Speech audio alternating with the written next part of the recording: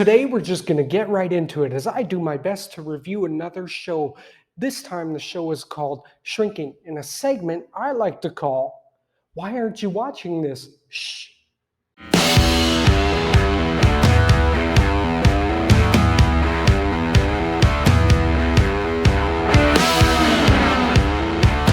Live from his studio apartment.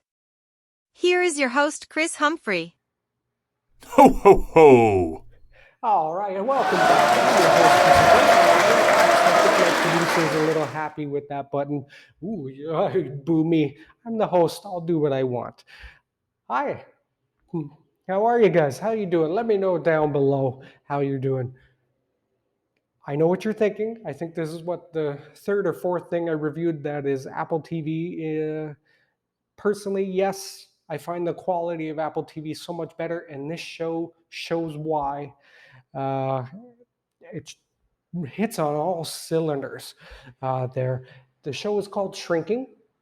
Just finished its first season on Friday with a great cliffhanger.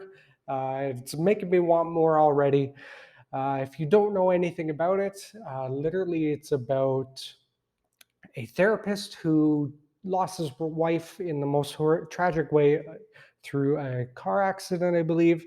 And he's dealing with the grief while still trying to be a therapist to his clients. The star lead is Jason Segel. If you don't know who that is, then I don't know. Go back and watch Forgetting Sarah Marshall.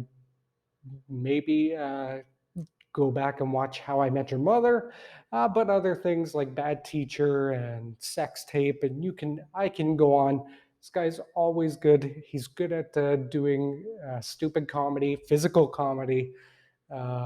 He's literally, I'm just gonna say it, he's literally a better Chevy Chase because he doesn't seem to be in real life. Yes, I blanked myself out, but he does a great job showing how grief should be. This is what Apple TV does a really good job at, is showing shows where people are grieving and how they grieve, and it does such a this show does a good job at showing that as well, about a therapist who is coming up with new ways to get people happy and to get people involved in things. I like this show a lot. I'm going to be very biased towards it. I think it's funny. I think it's charming. I think the supporting cast does such a good job. And you might know one of the supporting characters. It's Harrison Ford. That's right. Harrison Ford is in a comedy. He plays the straight man to all the goofiness in this show. And then he gets goofy on certain candies and things like that, edibles. And he does a great job. I knew he was charming because I loved Indiana Jones, and he always had a smug look on his face when he'd come off with the one-liners, and I knew he was good. I didn't think he would be this good in this kind of comedy, but uh, man, he could still go. What a gem. And he's in two hit shows right now. I believe he's in 1923 with Helen Mirren, which is equally as good, just on a different part of the spectrum, and I'll review that one next week. But he does a great job. You got Krista Miller, Jessica Williams, really good cast, and then a surprise favorite of mine, back from the dead, it seems, because I haven't seen him in anything. Ted McGinley from Married with Children, Marcy Darcy, not Marcy Darcy, but Darcy. What a welcome back. I haven't seen him in anything in a long time. I can't remember the last thing I watched him. Was it Hope and Faith? I think so. I think he's the husband in Hope and Faith. I could be wrong. Is that the name of the show? The show with Kelly Ripa. I don't know. It's coming to my head. But Married with Children. Uh, I think he was a teacher or principal in the Fonz, not the Fonz, Happy Days, if I remember correctly. I Poor guy, I'm stating his age, but he does a great job at being a supporting cast. He's really funny. Whoever writes his lines, if it's him ad-libbing or whatnot, does a great job. He ends up being a star by the end of it. But there's other people that are in it that should get some noteworthy attention. And might be the start. I have never seen Luke Tenney in anything. He plays a veteran who comes back and from Afghanistan, I believe it is, and he can't handle what he saw and what he did over there, and ex- that's explainable, right? We're humans. I don't think anybody goes into war and comes out a better person unless you're the stupid guy in Russia who thinks he's going to win. Yeah, me making a political rant. Anyways, he does a good job portraying this character who needs to get therapy to deal with these things, and he gets the unlucky, I'm going to say unlucky draw of um, getting Jason Segel as uh, his therapist. I think that's unlucky because I'd be too busy laughing every time he talks so nice to me and tells me to do something there, especially with his new way of thinking. He does a great job at portraying what it would be like as somebody who doesn't want to open up and doesn't want to go to therapy, just wants you to sign the paperwork. I think he does a great job. And he'll be a star to come. And if he's in anything else, let me know down below. I don't think I've seen him in anything else, but this will probably be his breakout. And Jessica Williams uh, plays another therapist in this, and she does a phenomenal job. She's really funny.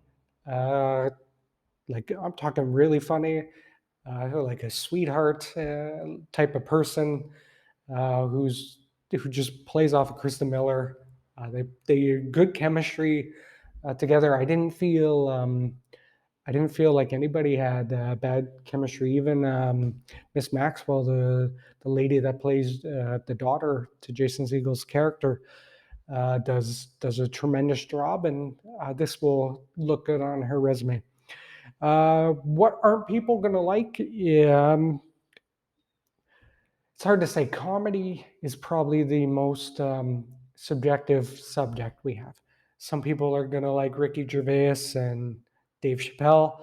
Some people aren't because they don't follow the story and understand the comedy part. Some people are going to like the new age comedians. I don't know any of them, to be honest with you, because when I grew up, comedy was Married with Children and Roseanne and uh, yeah, I'm trying to think of other comedies that I had to grow up with. MASH, if you consider that a comedy, it's a dramedy, I guess. All in all, the boys doing great stuff. But yeah, like I grew up in a different age. Like Police Academy was the type of comedy I grew up loving and wanting to be. John Candy, anything with him. So I'm just saying, yeah, comedy is going to be very subjective. Uh, some people aren't going to like it because sometimes the jokes don't hit. Okay. The jokes usually play into a big part of how people grieve, and that's what this show does a good job of. I'm sarcastic all the time. I'm sure my wife hates it. I always think something's funny when it's supposed to be dark and not. That's what this show does well. Is it makes a dark comedy, um, and it does a great job. I have no issues with any of the lighting and the camera work. They do a good job. I felt nothing wrong in the episodes. Um, they don't really get creative. It's just simple. The choreography and the physical comedy is there, so you get some of that. The cast is really good. What people aren't going to like, again, is some of the comedy is subjective, and that's what you have to work on. And I apologize to the cast. I can't think of all your names right now, and but y'all did a tremendous job, and I hope the people down below like it and love it as much as I did. I know you guys always wait to the bitter end to see what I review it, and I'm gonna give this one an 8 out of 10. Like I said, it's not perfect. It's because sometimes the comedy doesn't hit, but that's okay. I liked it. It evolves to that bitter end with bittersweet end with Miss Gardner, and I hope she comes back because that's going to be funny in season 2. I said too much, but again, let me know what you guys think of me down below. Let me know if you enjoyed the show. If you didn't, tell me what you didn't like and why. Uh, But yeah, if I don't see you guys again, I'd just like to say thank you for watching and good morning, good afternoon, and good night. Ciao. Producer, play my music again.